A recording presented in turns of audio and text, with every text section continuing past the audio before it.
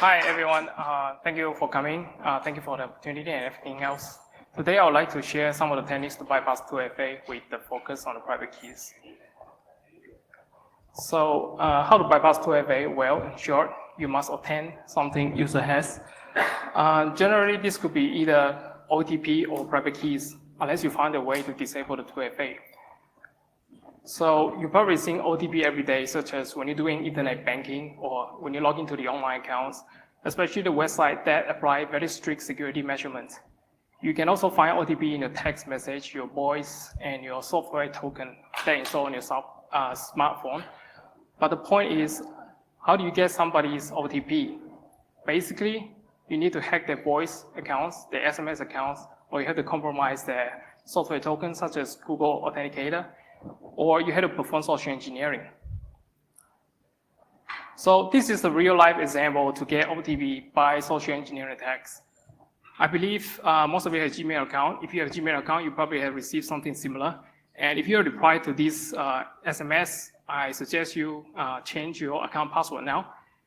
How does this work? Attacker, first, they know your Gmail account, they know your Gmail address, they know your mobile number. They will try to reset your Gmail password and have the OTP delivered to your mobile phone. Then they will SMS you something similar to the test above and ask for OTP. Once you reply with the OTP, they could proceed to reset your password and then compromise your mailbox. So once the attacker inside your mail account, they will proceed to the security setting and disable the 2FA support. Another way to get OTP is using malware. So Benkosi is a Trojan horse that infects Android device. Once this malware installed on the Android device, it will intercept the codes that form the two-factor authentications. You then do two things: communicate with the CNC server, secretly sending the sensitive info to attacker. Then it will also perform call forward, because in some country there is a loophole in the telephone carrier service that allow user to dial a specific number to enable call forwarding. So that means even the OTP is sent across by voicemail, it is defenseless for this malware. Another way to get OTP is if you can sniff the wireless signal to capture the text messages. There are devices available. I mean, I saw some of them in DEF CON, so maybe you want to check that out on internet. If you can predict lottery number, you probably can apply the same techniques to predict OTP. Usually, there are 3 incorrect OTP attempts allowed. After that, you either get banned temporarily or you will have to restart the whole process again. So cloning the SIM card, you can receive the OTP as well. Or you use IMSI catcher. This device can allow you to set up fake mobile tower. It can hijack and intercept phone signals, including voice and text messages, usually targeting phones on the older 2G system because they cannot tell the difference whether it's real or fake tower. It also blocks the 3G and 4G signals, forcing the mobile phones nearby to switch to unsecure 2G service, and it's frequently used in rural area because 2G service is more common. Okay, private keys. To get the private keys and to bypass the 2FA, you must first locate the target that supports key-based authentications. Most private keys are protected by passphrase, so after you got the private key, the next thing to do is to crack it before you can use it. Or you can extract it from the memory, such as from the SSH agent. Certificates can contain both public and private keys. Certificates that contain the private keys are also stored in the physical device, such as the USB token, the smart cards, and other physical forms. Again, the certificates are normally stored encrypted in physical device. You have to crack it even though you got it. Sometimes by mistake, the users can connect the USB token to computer and allow them to be shared as a network drives.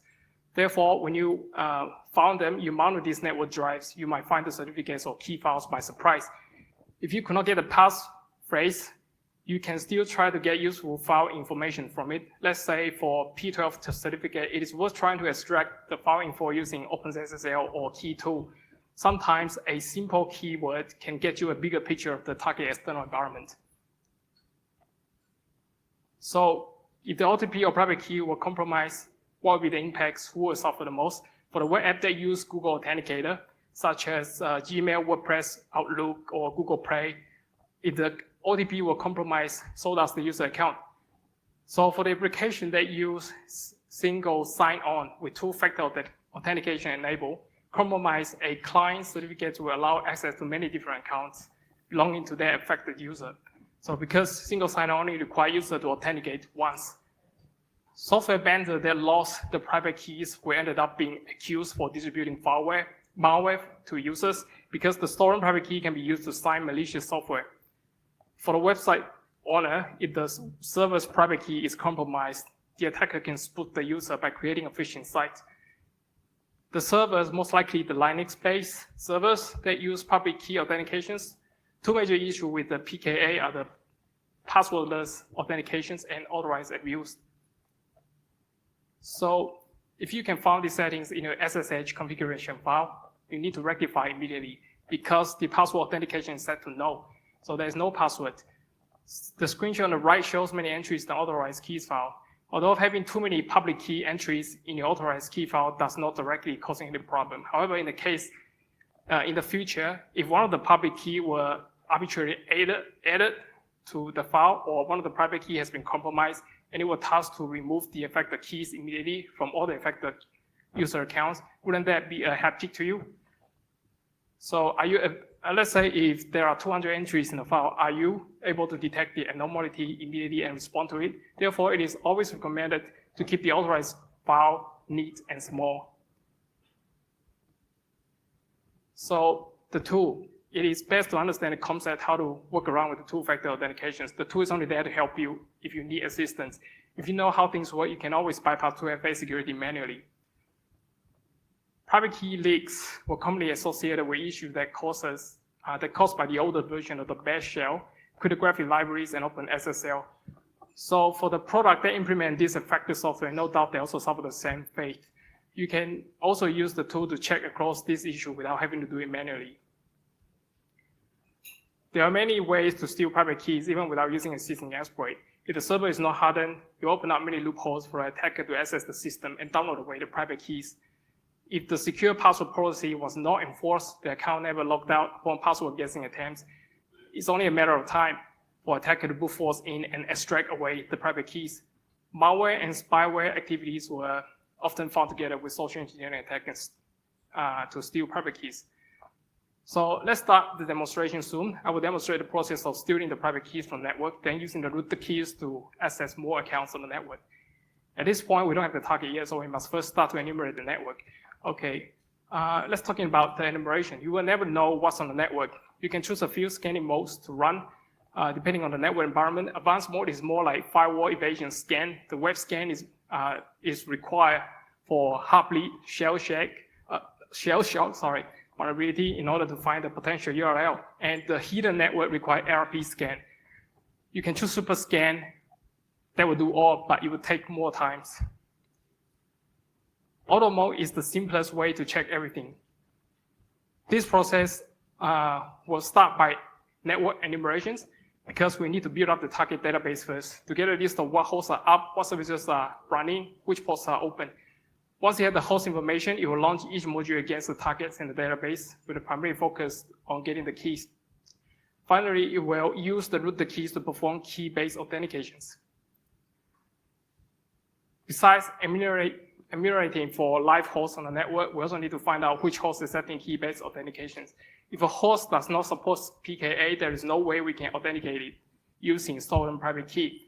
So how do you know if a host supports PKA? You can just establish SSL connection using debug mode. Then look for the keyword next authentication method public key. If you didn't see that keyword, it means the remote host doesn't support public key authentication at all. Or you can just use this tool to check it out for you. The command is there. So let's run the SSH attack to get a key. Let's start a demo. Okay. So we just run a quick enumerations for demonstration purpose.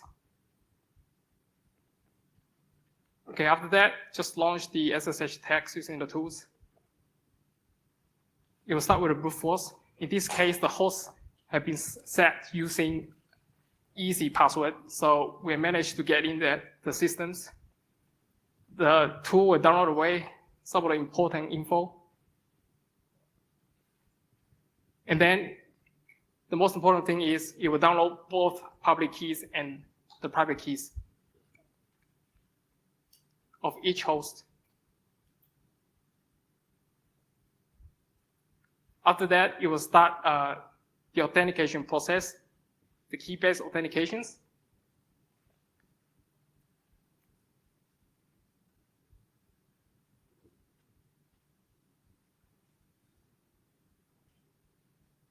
Okay, we see one of the PK authentication success. The tool will also output some important information which is valuable for later manual verification usage. It's like here, which machine can be accessed by what users. Yeah, stuff like that.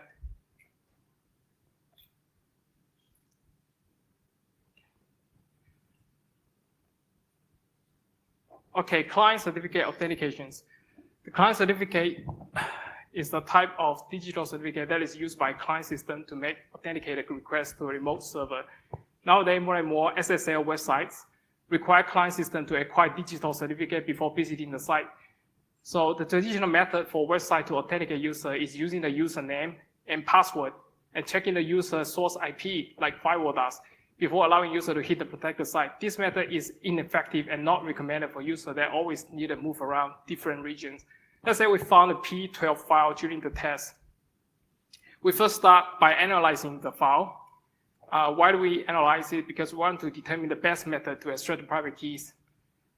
Then we proceed with the dictionary attacks and then brute force attacks. Always use the tool to launch dictionary attacks first before the brute force attack, because the brute force will try all kinds of permutation and it will take a long time. The P12 file is in binary format. Inside the certificate, you can find both public and private key and some other information. Just like a regular compressed file, it is passphrase protected and also susceptible to password cracking. So let's dissect into the certificate. Okay, this is the whole process, the entire process. We already done analyze certificates and we have done cracking the passphrase. Now we do the demo.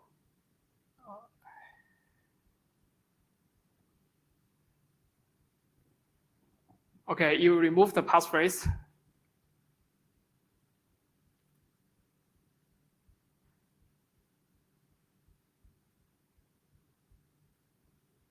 After that, you will extract the private key.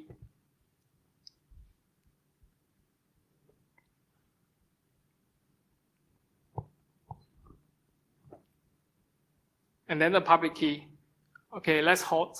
Let's see the common name, 2FAssassin. Did you notice?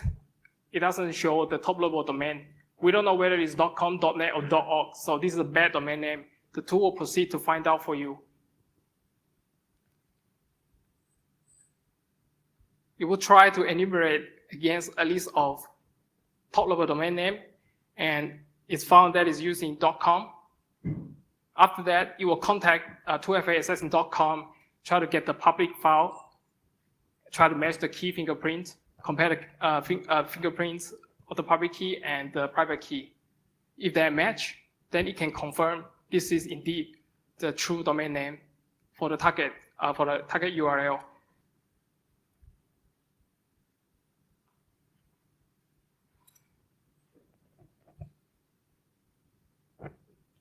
So now you found the SSL website. You have to prepare a Windows client because P12 means it's used by Windows mostly. So we need to prepare a Windows machine and install the client certificate in order to authenticate to the SSL server.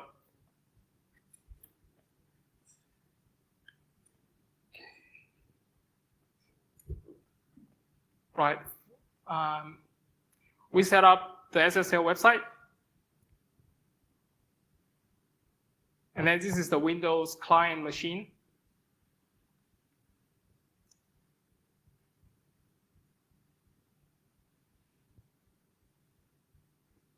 Okay, this is the domain name. We just assume it is 182.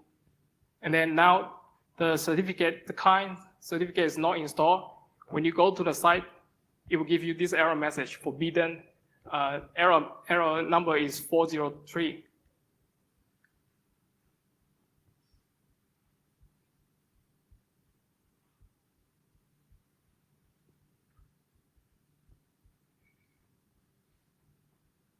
Well, just to show you that the certificate is not installed and nothing has been transferred over. So you go to the attacker machines, you just put in one line command, and it will set up the whole things for you.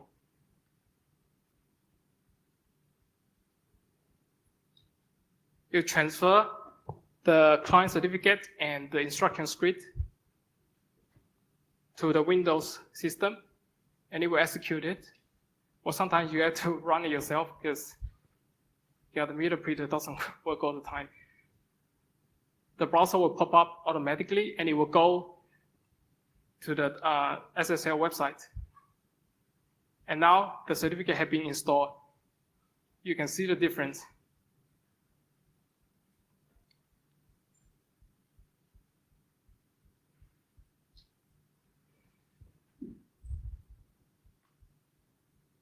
All right, if you see the pop-up, that means the client certificate authentication has successful. This is the remote, this is the server certificate.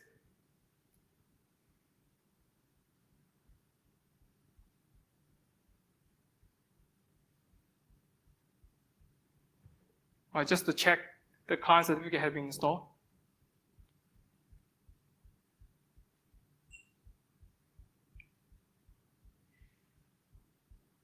Okay.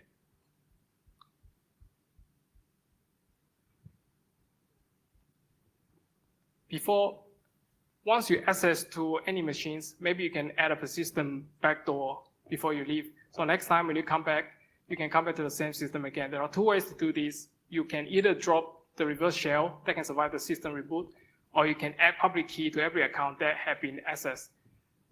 But first, you will need to create a new user, 2FAssassin, and generate a new RSA key pair, and then add the public key to every account of every target in the database.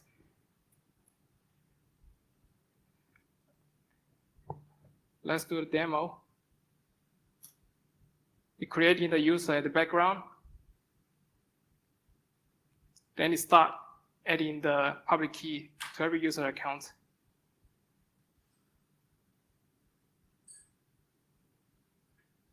Okay, let's verify. Let's switch to 2FAssassin, which is the new user. We try to do a PKA authentications to the remote server. All right, let's try the next one. Okay, it doesn't prompt for password. That means the PKA is success.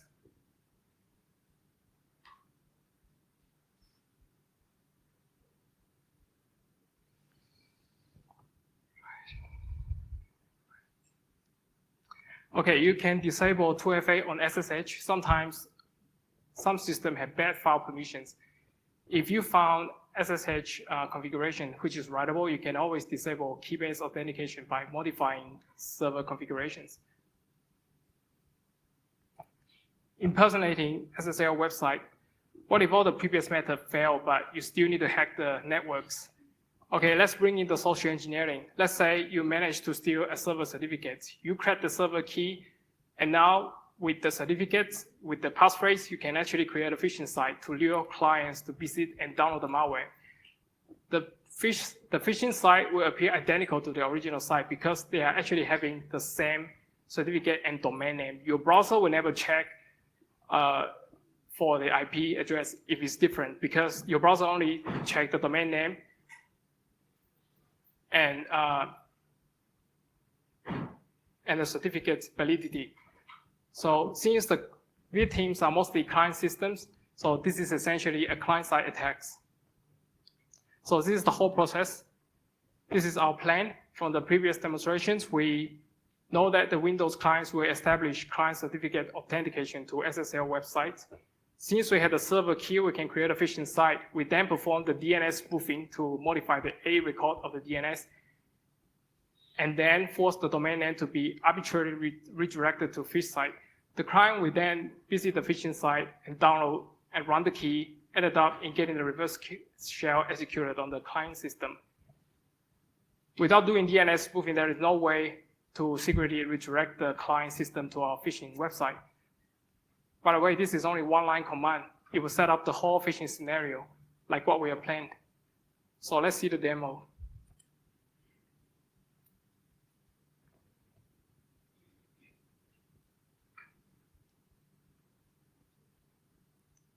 So this is the attacker machines, and this is the Windows system. This is our DNS, which we are going to poison later.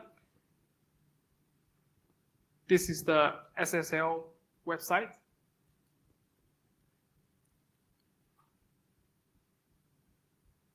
Back to our client system. Okay, now before the DNS spoofings happen, we try to see where is the SSL website. This is the original SSL website. The IP is 182.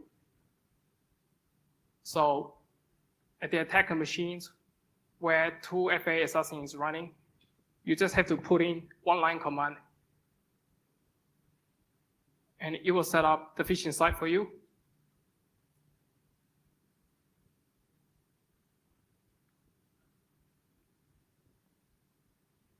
Okay, you have been set up. The server key have been exported. The moment you exit from the middle printer, 3 windows will open up, each running different processes. The first process to run is the multi-handler. That will listen to the reverse shell, like the one in the right. And then there's a DNS spoofing, which using the EtherCAT and also eavesdropping. So when you go to the Windows system, now you try to ping the 2FAssassin.com, you notice the IP address changed. But to use they rarely detect anything different.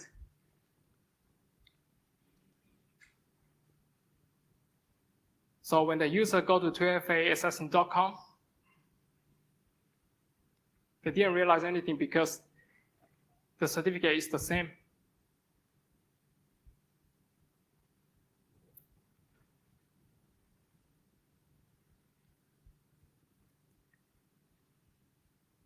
The site content is slightly different, but normally the user will not detect.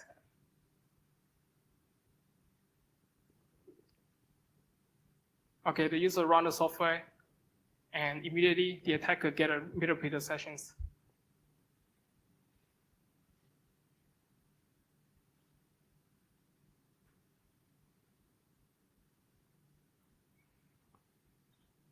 This is the DNS spoofed record.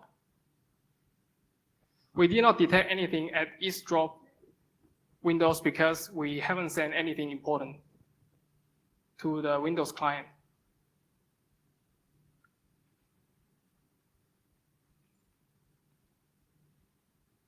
So often people ask me these 3 questions: whether having those activities can give them the private keys. The answer is straight no, because private key never left the machine.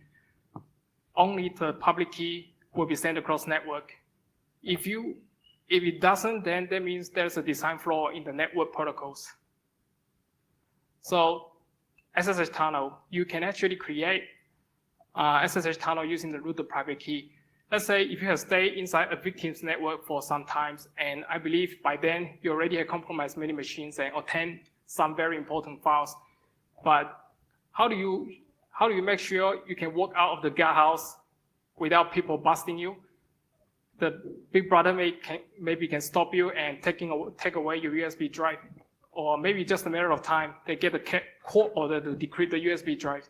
So the short answer is you will need to send those files out from the network, the victim network security, while you're inside the victim's network, so you can walk past the guardhouse without worrying about anything else. If you agree with me, then you may want to create a tunnel to send out the files. So for demonstration purpose, we just create a single chain SSH tunnel. The greater the chain value, the longer the SSH tunnel. Let's say you can access the user 1, and then the user 1 can access to another user account by key-based authentication. Let's just imagine user 2 is on the internet and there's no firewall, no corporate firewall blocking the connections.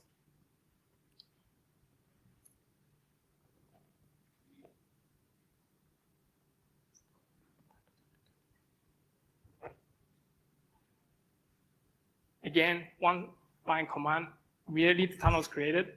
So we need to verify. We log into the user 1 and see if the tunnel is successfully created.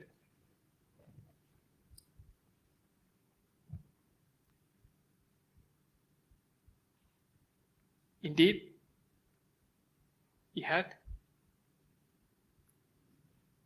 So let's go to user 2. Let's see if user 1 appears in the process, just to make sure that the tunnel is there before you send anything else. Yes?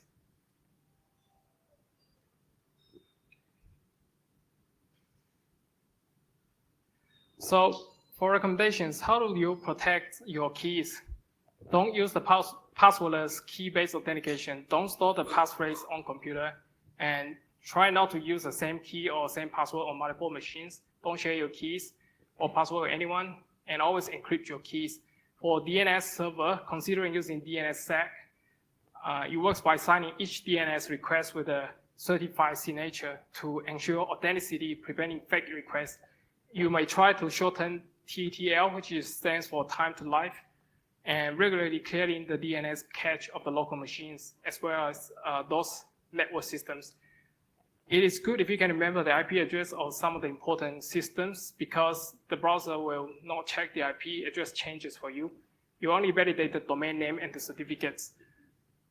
So maybe you can consider using host file, hard-coded IP address. So the host file is always checked first before the DNS. If you suspect your certificate has been stolen, call your CA to revoke the certificate. And also check your SSH server configurations. Well, time flies. That's all I can share for the short 30 minutes. I wish I can share other features with you, but regret that's all the time I have. Any questions?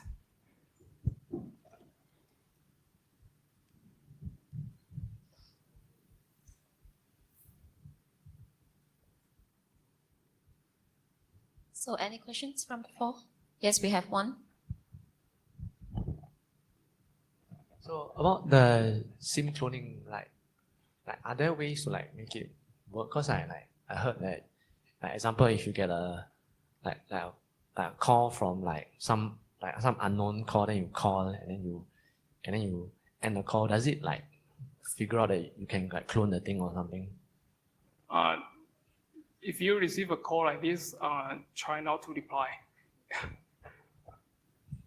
Sorry, what's your question again? Because I might have actually replied tap call, then hello, there's nothing on there, I just end the call. Will my card be cloned or something?